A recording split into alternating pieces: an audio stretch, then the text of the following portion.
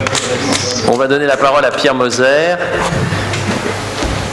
qui est là-bas derrière, oui je l'ai vu, ça y est, qui va nous parler un petit peu, alors les urologues étaient, tu m'excuseras de le dire comme ça, étaient les pionniers dans l'utilisation du robot chirurgical, et vous avez même été avec des contraintes parfois d'accusation d'utilisation à des fins commerciales et publicitaires. Chez moi on fait le robot et la prostate, et Jacques Belghiti pourra intervenir je pense dans la discussion, parce qu'il a été soumis à des réflexions sur ce sujet, mais on t'écoute un peu sur le concept de la robotique en urologie et comment c'est venu et ce que vous faites jusqu'à maintenant et quelle est votre perspective, en sachant que le président étant lui-même urologue, il va écouter avec attention. Tu m'entends toujours, Xavier? Xavier, il est sur YouTube. D'accord, d'accord. C'est celui-là. Présentation. Là, voilà.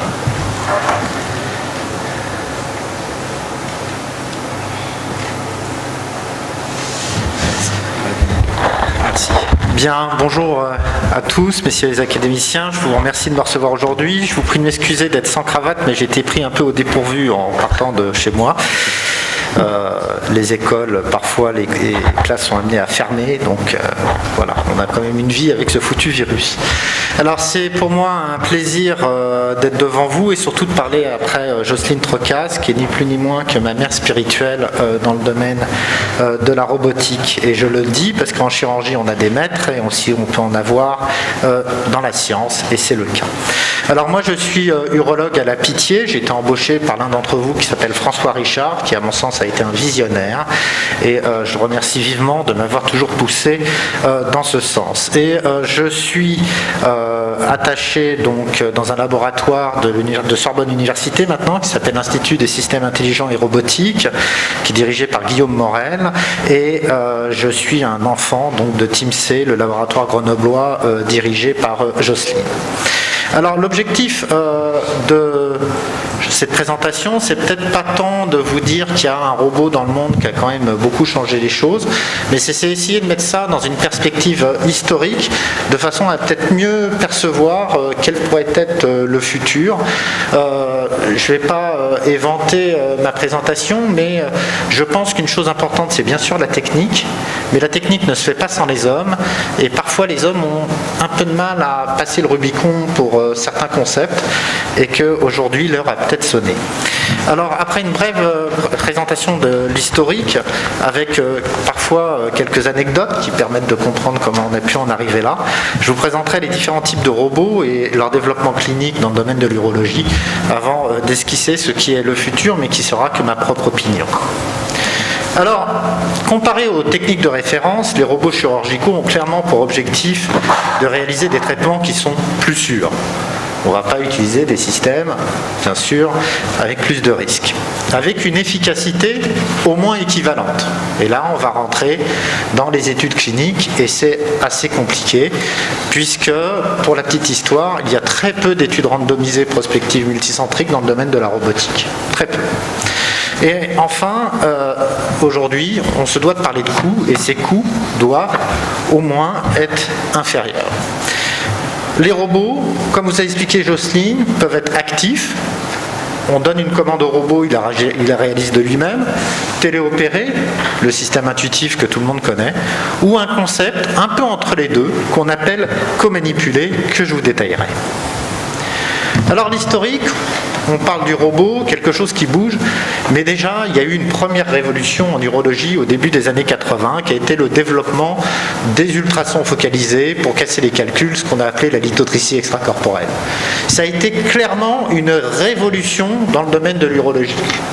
Moi j'ai la chance à la Pitié d'avoir les comptes rendus opératoires de M. Kuss, fondateur du service, et quelle ne fut pas ma surprise de voir pratiquement sur 2 pages sur 3 que les patients étaient opérés de calcul du rein pour lequel on leur faisait une lombotomie. Est arrivée la lithotripsie extracorporelle, et comme souvent la vie est un balancier, et tout est passé à la lithotripsie extracorporelle, et même les calculs qui remplissaient les 3/4 des cavités piélo-calicielles, qui aboutissaient alors dans ce cas-là des résultats, on va dire, pas toujours simple, et au fur et à mesure on a affiné l'indication et on est arrivé à faire du soin courant de la lithotripsie extracorporelle. Mais là déjà, la robotique est apparue parce qu'on a cherché à asservir la localisation des points focaux des ultrasons, à la fois à l'imagerie, qu'elle soit par rayon X ou échographique. Voire même après, on a fait du traitement d'image, particulièrement l'équipe de Lyon, pour asservir les mouvements du calcul à ces ultrasons. Donc ça a été fait à Lyon, essentiellement, on peut le dire, dans le monde. Bien sûr, les Allemands ont aussi été précurseurs. Et puis, dans la suite, on est arrivé à développer des systèmes commerciaux, tels que l'Ablatherm, pour lequel l'équipe de Jean-Yves Chaplon a fait beaucoup, pour non plus traiter les calculs, mais à ce moment-là, le cancer de la prostate. Et je pense que ce qu'on entend par robot, comme disait Jocelyne tout à l'heure, c'est quelque chose qui bouge dans le monde réel, et bien là, ça a été un pas énorme qui a été franchi. Mais surtout, le vrai précurseur au sens robotique que l'on entend, c'est un Anglais, dans le domaine de l'urologie. Brian Davis, qui à mon sens doit s'appeler Sir aujourd'hui, suite à une rencontre avec la reine, et il a eu une idée. Son idée était extrêmement nouvelle, puisqu'elle datait de 1991. Et en 1991, qu'est-ce qu'il a dit, Brian Davis? On va remplacer le chirurgien urologue pour une intervention de soins courants qu'on appelle la résection transurétrale de prostate. C'est par dizaines de milliers de patients en Europe chaque année. On va prendre une sonde échographique qu'on va mettre dans le rectum. On va contourer sur l'image échographique la zone de la prostate que l'on veut resséquer. On va mettre en face un robot, en l'occurrence un robot industriel à l'époque qui était le Puma. On va asservir le robot à cette image. On va appuyer sur un bouton et on va faire la résection de façon automatique. Ben, le plus fort, c'est que ça a marché et qu'ils ont fait une étude sur 25 patients. Ça a été publié. Est-ce que vous pensez que ça a été publié dans un journal d'urologie? La réponse est non. Ça a été publié dans un journal de robotique. Alors déjà, là, ça donne un peu une idée que je ne suis pas sûr que les urologues étaient très contents de cette invention. Alors ça, c'est une perception que j'avais, et Brian Davis, qui était à l'Imperial College à Londres, j'ai eu l'occasion d'aller dans son laboratoire de recherche et de lui poser moi-même la question, qu'en ont pensé les urologues? Et là, il y a eu un blanc. Il y a eu un blanc. Donc, ce dispositif, qui était clairement un prototype, mais qui a été utilisé sur des patients, est resté au fond d'un placard et il n'y a pas eu ne serait-ce que d'innovation incrémentale pour en faire un outil plus simple à utiliser. Par contre, ça a donné des idées. Ça a donné des idées à de nombreux collègues et comme souvent, c'est pas une seule personne dans le monde qui a une bonne idée au même moment. C'est souvent des gens, paradoxalement, des endroits différents du monde. Et ça a amené beaucoup d'équipes de recherche à travailler pour développer des systèmes. Et surtout, l'idée a été que le robot, ça ouvre des champs particulièrement intéressants dans le domaine de la précision de guidage des aiguilles. Et puis, les progrès de l'imagerie, que ce soit le scanner X ou l'imagerie par résonance magnétique, a conduit au développement de dispositifs pour guider des aiguilles vers des cibles prédéterminées. Et là, on rentre dans le domaine, c'est vraiment de la robotique active, c'est-à-dire que l'homme n'est pas dans la boucle de décision. On donne un endroit où on veut mettre la pointe de l'aiguille, on clique sur l'écran pour faire simple, on appuie sur Enter et automatiquement le geste se réalise, que ce soit au niveau du rein essentiellement et de la prostate, parce que je reste urologue. Alors là, Dan Stajanovici à Johns Hopkins, une grande université bien sûr de médecine que vous devez connaître, mais aussi une très grande université dans le domaine de l'ingénierie, développe un premier bras robotique pour faire la ponction du rein. Et alors j'ai eu l'occasion de travailler chez Dan Stajanovici et il l'avait développé pour un chirurgien qui s'appelle Brian Matlaga, qui est le roi de la chirurgie percutanée de la côte est des États-Unis. Sauf que, bon, ils l'ont utilisé avec deux choses principales. La première, c'était de cliquer sur l'image du scanner pour que, pouf, l'aiguille aille directement dans les cavités pyélocalicielles. Et la deuxième chose, c'était sur un mode plutôt téléopéré. On avait des joysticks, et avec ces joysticks, on pilotait le robot. Donc ils ont fait des malades avec ce deux types d'indications. Et ils ont même fait une téléopération entre l'Italie, où le malade était en Italie, et le chirurgien aux États-Unis, et non pas l'inverse, comme vous en doutez. Ça a marché, et puis ils se sont dit, on tient peut-être quelque chose, c'est peut-être intéressant, mais notre système est un peu frustre, alors je vais développer un robot bien plus poussé technologiquement. Alors bien plus poussé technologiquement, qu'est-ce qui fait ce robot? On voit qu'on est quand même en 2007. Eh ben, il y a une console où dedans il y a l'informatique, ce qu'on appelle les contrôleurs. Il y a un petit bras que l'on peut poser sur la table du robot, du scanner, pardon, et ça rentre dans le scanner. L'ensemble de ce système peut rentrer dans le scanner. On a des espèces de mâchoires dans lesquelles on met une aiguille standard. Cette aiguille standard est donc fixée au robot. Il y a des capteurs de force. Ces capteurs de force permettent d'intégrer la force dans l'axe de l'aiguille.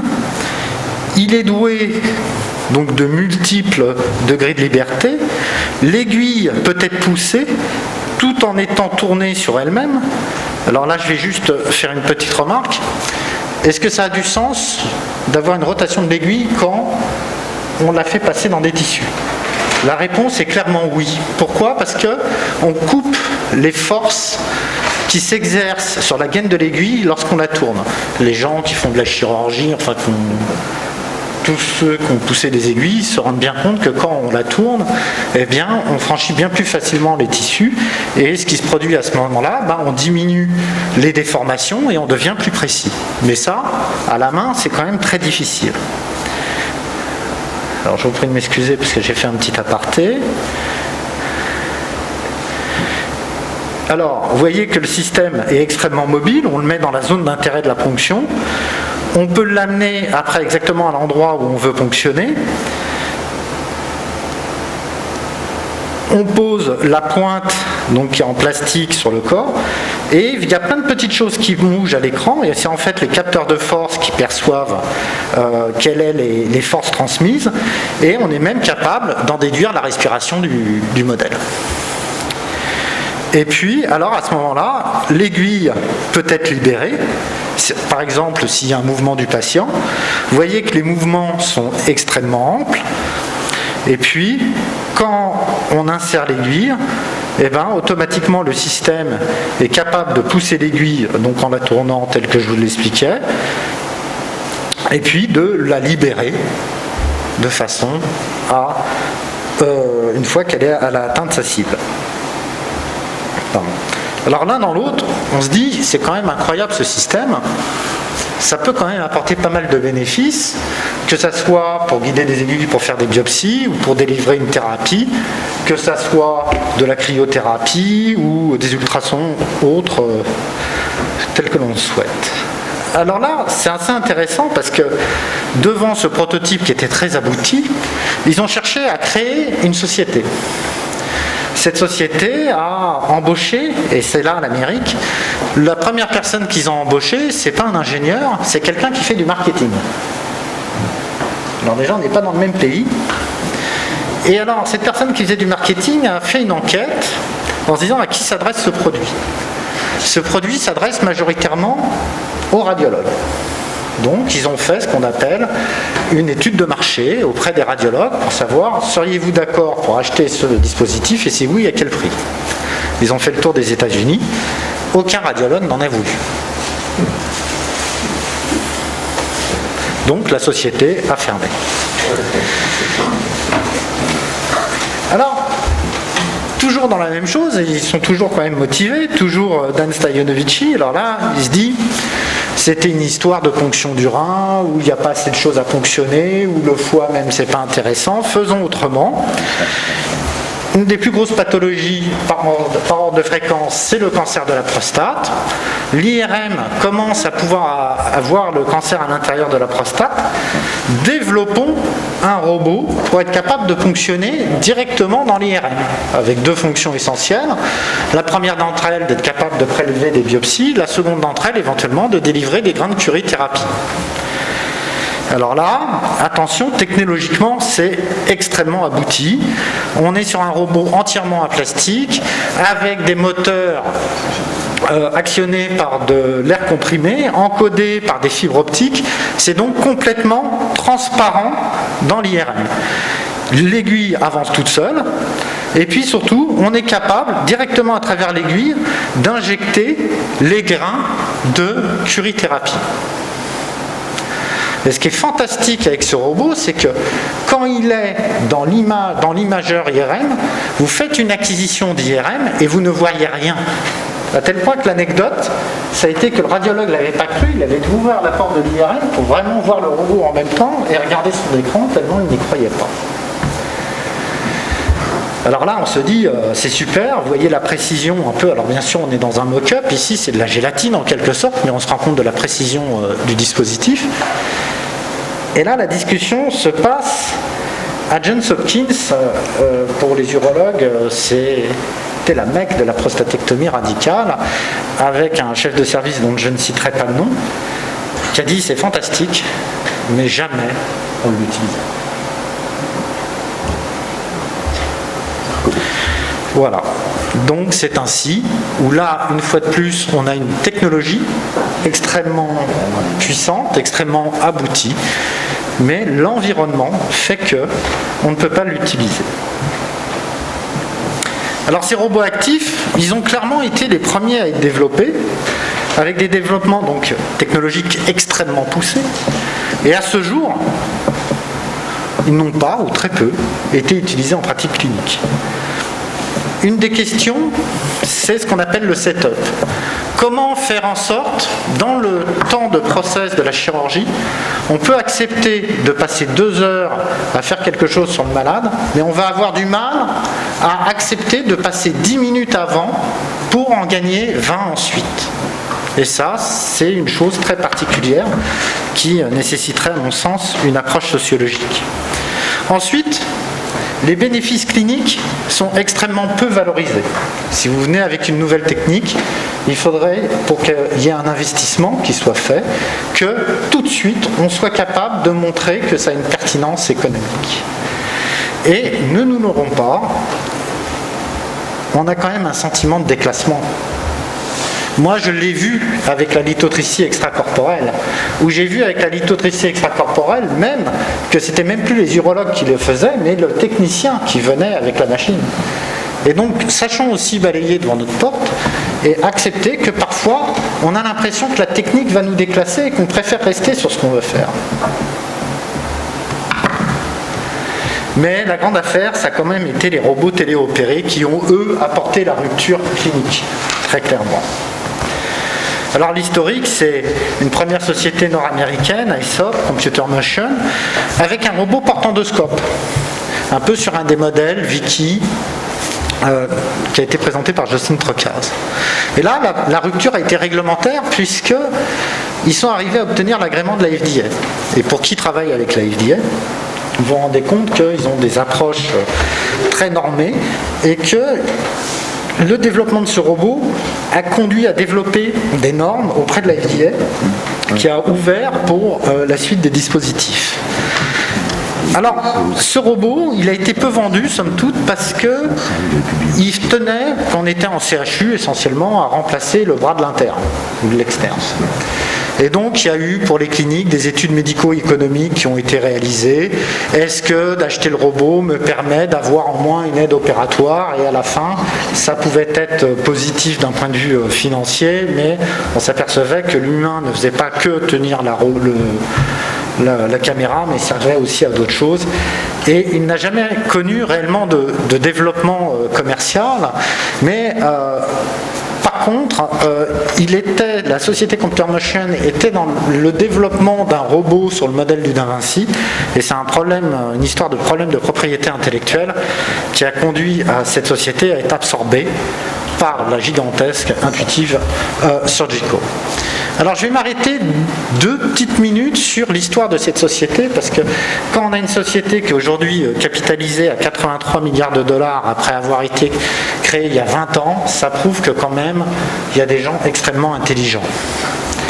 Alors l'histoire, c'est des concepts robotiques où la France n'a pas à rougir parce que d'un point de vue conceptuel, la robotique française a une longue histoire, en particulier issue de l'industrie nucléaire. Et là, il y a une agence nord-américaine dont vous avez sûrement entendu parler qui s'appelle la DARPA. Et la DARPA a quand même inventé le missile et l'Internet. Et le problème qu'ils avaient, c'était d'avoir des chirurgiens sur le front, ou proche du front. Et là, ils voulaient développer un robot, ils ont commencé à développer un robot, pour faire de la chirurgie ouverte. Et ce programme est connu par quelqu'un qui s'appelle Frédéric Moll, qui a un profil particulier, puisque Frédéric Moll est chirurgien. Il est chirurgien viscéral, mais il s'est arrêté à son internat. Il s'est arrêté à son internat parce que quand il était interne, il rentre dans un bloc, il m'en a parlé de vive voix, et il voit une des premières chirurgies cœlioscopiques en Amérique du Nord, et il y avait de la fumée partout, liée au bistouri électrique utilisé à ce moment-là. Les insufflateurs étaient de moins bonne qualité. Il se dit, tiens, je vais inventer un trocard pour faire en sorte qu'il y ait une circulation d'air. Donc il s'arrête pendant 6 mois pour inventer ce trocard. Il rencontre des gens et il finit directeur médical d'une grande société américaine qui s'appelle Guidant. Et il dit au patron de Guidant, mais vous savez, l'avenir, c'est la chirurgie, c'est la robotique. Et le PDG de Guidant lui dit, mais jamais de la vie, c'est quoi cette usine à gaz? Prends la porte. Et donc, Frédéric Moll a pris la porte et a fondé, avec Stanford en particulier, Intuitive Surgical. Alors, ça a connu des développements cliniques un peu particulier au début, où ils se disaient on va faire de la chirurgie cardiaque pour faire des pontages, et ils ont pris un centre clinique en Allemagne capable d'avoir de la chirurgie de haut niveau dans toutes les spécialités. Il s'est aperçu que c'était la prostatectomie radicale qui pourrait conduire au développement de cette chirurgie robotique.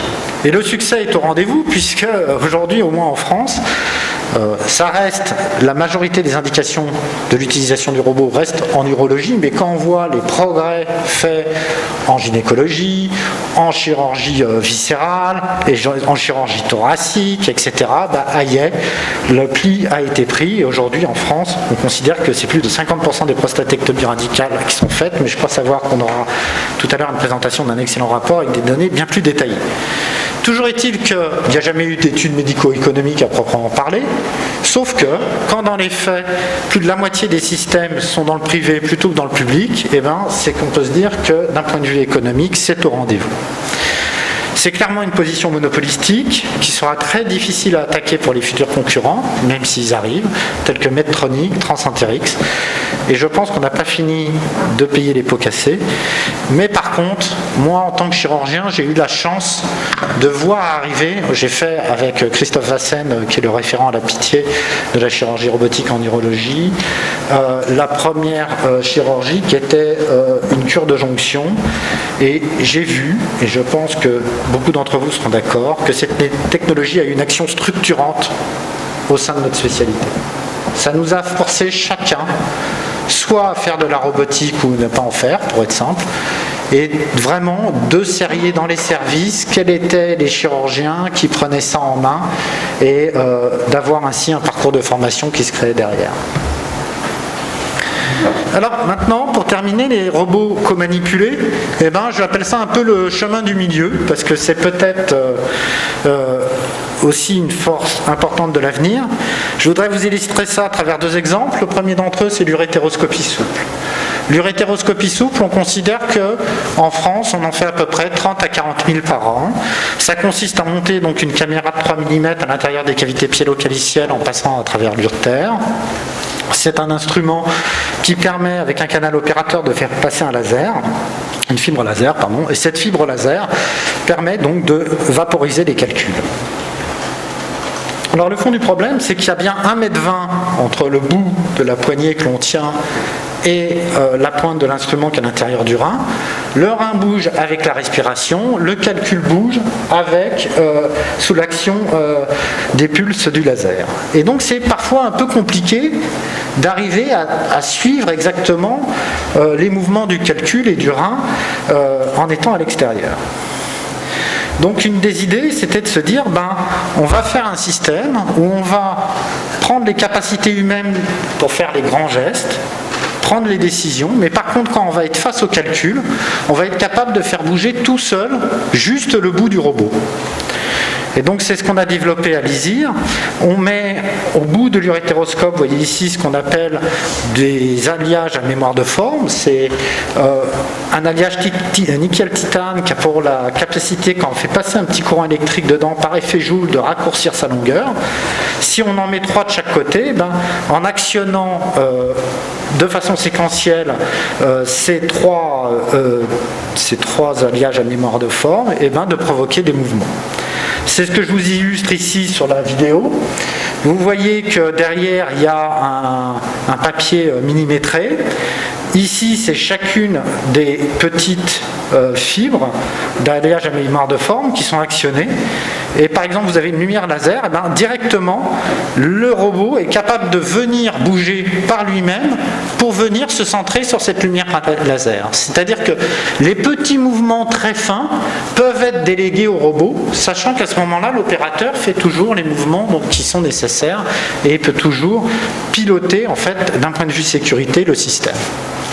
Donc c'est ça ce qu'on appelle co-manipuler, c'est-à-dire qu'on utilise la capacité humaine pour prendre des décisions et faire des grands mouvements éventuellement, et les petits mouvements très fins qui sont très difficiles à faire parce qu'on a besoin d'actionner à 1,20 m dans quelque chose qui bouge et que ça c'est compliqué, et là on le délègue au robot. Même chose dans le domaine de la prostate.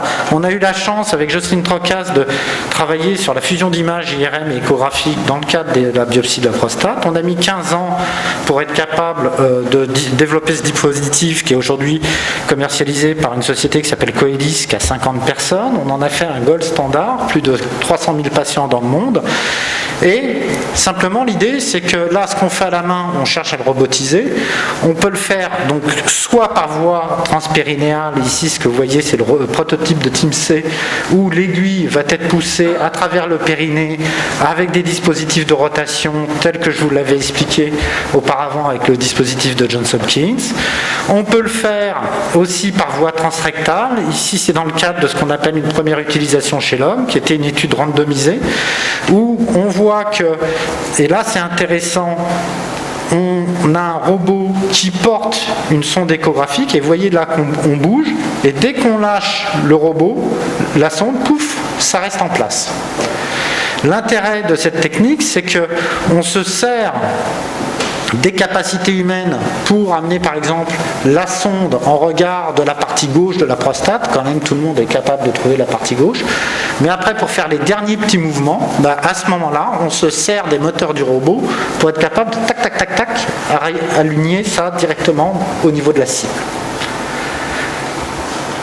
Alors, cette co-manipulation, je pense que c'est un concept particulièrement séduisant parce que ça permet à l'opérateur de rester dans la boucle, d'être toujours investi dans ce qu'il fait et surtout, on ne retirera pas de l'idée que l'homme est plus intelligent que la machine. Mais par contre, pour les petits gestes très fins, ça permet de bénéficier d'une précision probablement supérieure à celle de l'homme. Bien sûr, les bénéfices cliniques et surtout économiques restent à prouver. Alors, vous allez me dire, les robots, c'est des grosses choses qu'on voit, c'est des outils, etc., mais pas que. Je pense qu'une part importante du futur pourrait être le développement de robots implantables, et c'est illustré ici à travers cet exemple de sphincter urinaire artificiel.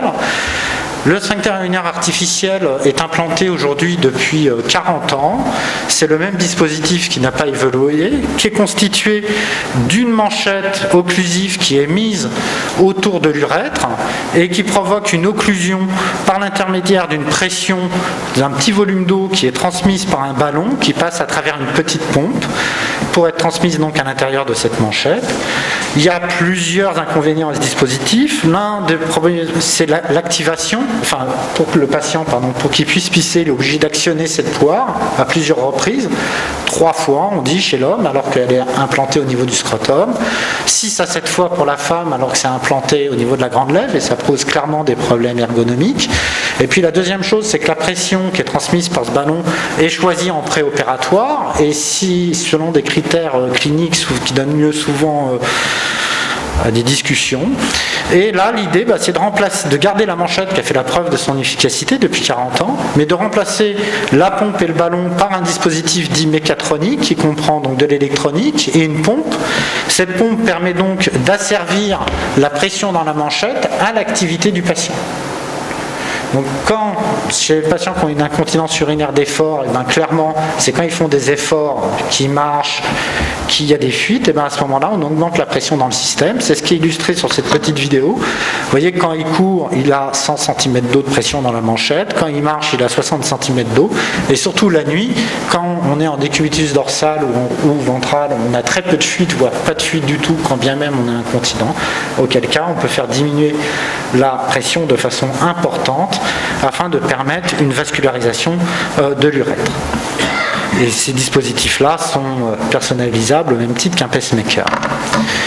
Alors, en conclusion, et j'espère pas avoir trop monopolisé la parole, si les robots téléopérés n'ont pas été les premiers développés, ils ont néanmoins pavé la voie de la robotique chirurgicale. Et mon avis personnel, c'est qu'ils sont là pour durer. Que les progrès technologiques, sont souvent en avance sur les organisations et les mentalités. C'est très clair, c'est ce qu'on appelle l'acceptance des produits. Là, il y a vraiment une chose importante, je pense, à faire en tant que chirurgien. Et surtout, ce qui m'a fait plaisir en travaillant pour faire cette présentation devant vous, c'est qu'aujourd'hui, à croire que la boucle se ferme, il y a un dispositif qui s'appelle l'Aquabim, qui est commercialisé par une société qui s'appelle Biorobotics, qui revient ni plus ni moins qu'à faire l'équivalent d'une résection transurétrale de prostate après avoir fait un planning chirurgical sur l'image échographique. C'est en quelque sorte l'héritier direct du système de Brian Davis, qui arrive aujourd'hui sur le marché, mais surtout, c'est pas parce que c'est nouveau que je vous en parle. Je vous en parle parce que, hier, on a compris qu'il fallait évaluer ces technologies à travers des études randomisées, contrôlées, prospectives. Et donc, cette société a été capable, avant de diffuser le produit, de faire ses études cliniques. Le comparateur, c'est le soin courant qui est la résection transurétrale de la prostate, comparé à la nouvelle technique. Je ne dis pas que c'est mieux, je ne dis pas que c'est bien, même si les résultats montrent que c'est par une étude de non-infériorité que les résultats sont au rendez-vous. Mais c'est pour dire que déjà, je pense que dans la communauté chirurgicale, on a bien évolué, on a fait des gros progrès pour l'évaluation et que je pense que la révolution est en route. Je vous remercie. Merci beaucoup Pierre. Je suis sûr que mon ami Jacques Belghiti va prendre la parole, mais justement pour l'introduire Jacques, je voudrais quand même faire une réflexion, si tu veux, sur la preuve que tu as donnée que l'utilisation dans le privé était une preuve que ça marchait bien. Je te rappellerai quand même que le système de financement est totalement différent et que dans les établissements privés, les patients prennent part au financement. Donc je pense que Jacques, tu as des réflexions et des commentaires sur l'exposé de Pierre Moser. Je vais rebondir sur la dernière. J'avais noté la question, puisque vous connaissez bien le sujet. Comment se fait-il qu'il n'y ait pas eu plus d'études contrôlées avec le Da Vinci ? On dit que ça n'est pas un hasard que la firme ne poussait pas à des études contrôlées. Ça, c'est vraiment un point important. La deuxième chose, je voudrais vous rassurer, pour avoir participé un peu à la questionnement, pourquoi je connais ça, c'est parce que je ne connais rien, enfin je n'ai pas fait, mais je me suis donné, j'ai participé au remboursement de la prostatectomie par robotique, et ce qu'il faut savoir, c'est que nous n'avons pas besoin d'une supériorité lorsqu'on a une innovation. La non-infériorité suffit. Parce que sinon, si on attend des supériorités, il n'y aura jamais, il y aura une grosse. Ça, c'est la deuxième question. Et le troisième commentaire, j'aimerais avoir votre avis. Je pense que quand on discute en médico-économique, je pense que l'élément qui va intervenir de plus en plus, c'est les ressources en personnel. C'est-à-dire que maintenant, ça va être la principale question quand on voit à travers ce qu'on vit, et c'est dans beaucoup. Voilà, mais ma première question, je voulais, puis après on parlera peut-être. Ma première question, c'est sur les études contrôlées. On aurait tous aimé avoir ces fameuses études randomisées, soins courants, chirurgie ouverte versus le robot. Je pense qu'il n'y aurait pas eu de pression économique à l'utilisation des dispositifs, on aurait pu produire ces études. Je pense que le problème, ça a été une question de timing. Que d'un côté, on avait des chirurgiens formés à la prostatectomie radicale, ouverte. De l'autre côté, on avait des chirurgiens qui étaient encore en courbe d'apprentissage sur la prostatectomie radicale, laparoscopique, robot-assistée. Et qu'il n'y a pas eu de phase de timing avec le chevauchement assez important pour être capable de produire ces études. C'est ce que je pense. C'est ça que j'ai vu, c'est-à-dire qu'en vous aviez la laparoscopie qui a freiné, mais aux États-Unis, il y a eu un passage direct de l'ouverte au robot. Alors, on est d'accord. Oui ou non? Moi, je suis d'accord. La preuve en est, c'est que moi, j'ai été à Johns Hopkins, chez le pape de la prostatectomie radicale à Séoul. J'ai vu ce qui se passait dans son équipe, avec ses assistants qui le poussaient à passer à la robotique. Il a toujours refusé. Je ne donnerai pas son nom qui commence par un W, mais il a toujours refusé. Je voudrais quand même faire un constat, c'est-à-dire que on déplore le fait qu'il n'y a eu pas d'études contrôlées randomisées pour la robotique. Mais pour la cystoscopie, il n'y en a pas eu non plus. Alors, on peut le regretter, c'est clair, mais quand on a des apports comme ça, C'est la disruption. il n'y a pas photo, et surtout, je pense qu'il y a quelque chose qui ne rentrait pas en ligne de compte du point de vue des patients. J'ai cru comprendre que le point de vue des patients avait été très importante à l'HAS pour que la prostatectomie radicale par robot soit prise en compte. Et donc je pense que là, il y a alors c'est vrai qu'on a eu l'impression que pour la robotique, il y avait de la pub quand même. Il y a eu des établissements qui ont compris qu'il y avait quand même une démarche commerciale là-dedans. Mais ça va tellement vite qu'une fois que le truc est enclenché, on n'a pas le temps de faire des études prospectives contrôlées. Je ne dis pas que je suis pour, je fais un constat. On a fait ce constat pour la Célio, on fait ce constat pour la robotique. Je trouve que ça doit nous amener à réfléchir de comment que les autorités universitaires de formation, etc., puissent mettre en place des garde-fous. Je voudrais rebondir sur cette question. C'est pas qu'on n'est pas capable de les faire, mais que le moment où on doit faire ces études, quel que soit le dispositif, dans le cadre du développement de ces nouvelles technologies, est assez court. On n'a pas une fenêtre très très longue pour le faire. Ce que vous dites pour la robotique est vrai, mais c'est aussi vrai pour les biopsies de prostate ciblées. C'est vrai. C'est un domaine que je connais particulièrement, et je peux vous dire que j'ai déposé 3 PHRC, et à chaque fois il y avait des bonnes raisons pour les supprimer, pour ne les refuser. Alors j'accepte ça, mais ce que je veux dire par là, c'est qu'après, quels sont les gens qui ont fait ces études-là? Ce sont les Anglais. C'est un peu sévère. Bon, voilà. je pense, si vous voulez, qu'on ne va pas pouvoir, parce qu'il leur tourne, mais on sait bien que le problème, s'il veut, de la vitesse, alors c'est pas un vrai DMI, c'est pas un vrai dispositif médical, mais c'en est un quand même, et que tous les gens qui font de l'innovation te le disent, et j'en ai beaucoup parlé, même avec Jacques aussi, Belghitis, c'est que c'est vrai que l'innovation va tellement vite que le temps que tu fasses ton essai prospectif randomisé, il y a déjà une nouvelle innovation qui font, etc., etc. Bon, je pense pas qu'on puisse, c'est pas le débat qu'on doit avoir ici, et que donc on va rester au problème de la robotique. Est-ce qu'il y a une question très spécifique de la robotique, parce que sinon on doit avancer, il reste encore 3 exposés à faire.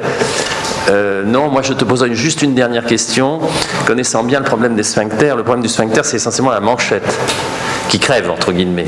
On est très technique ici. Là, je peux poser cette question très technique. Est-ce que tu crois que le fait qu'on va diminuer sa pression va faire qu'il va y avoir moins besoin de réparation des sphincters, dans la mesure où les manchettes éclatent au niveau de l'applicature que fait la courbure de la manchette? Est-ce que tu as une idée là-dessus ou pas du tout? C'est juste une question de technicien, là. le régime en pression d'un sphincter électronique sera inférieur au régime à pression. Donc on ne sait pas encore si ça donnera moins de défauts de fonctionnement des... La théorie va dans le sens où ça en donnera moins. D'accord. Et après, je reste chirurgien, je me vois ce que je vois. D'accord. Est-ce qu'il y a une autre question très technique concernant les robots? Jacques Hubert, tu veux déjà ou tu feras au moment de commentaires sur l'enseignement tout à l'heure, comme tu veux? Dernière question, parce qu'on a beaucoup de retard. C'était pour rebondir sur les études simplement. C'est vrai que, comme tu disais, on fait au mieux ces études randomisées avant que le produit ne soit commercialisé. Mais le Da Vinci, et tu l'as dit en introduction, il a été créé pour les chirurgiens cardiaques. Donc il aurait, alors pour la prostatectomie, pas du tout pour la prostatectomie, c'est apparu après. Et ensuite, une fois qu'il est commercialisé, on a le problème de l'acceptation des patients. Il y a un stick qui a été accepté en 2009 par les collègues lyonnais, donc avec une randomisation prostatectomie Célio versus prostatectomie robot. Et ils n'ont jamais réussi à inclure, puisque les patients arrivaient dans le centre en robotique, on leur proposait le tirage au sort, ils disaient attendez, moi je suis venu chez vous pour du robot, c'est pas. Et donc l'étude randomisée n'a pas pu aboutir. Bien, écoute, Pierre Moser, merci beaucoup parce que c'était très très passionnant et surtout je trouve cette non-compliance lorsqu'on arrive à un moment où on n'est pas au bon moment, et ben les gens n'acceptent pas et des visionnaires, il n'y en a pas tous les jours.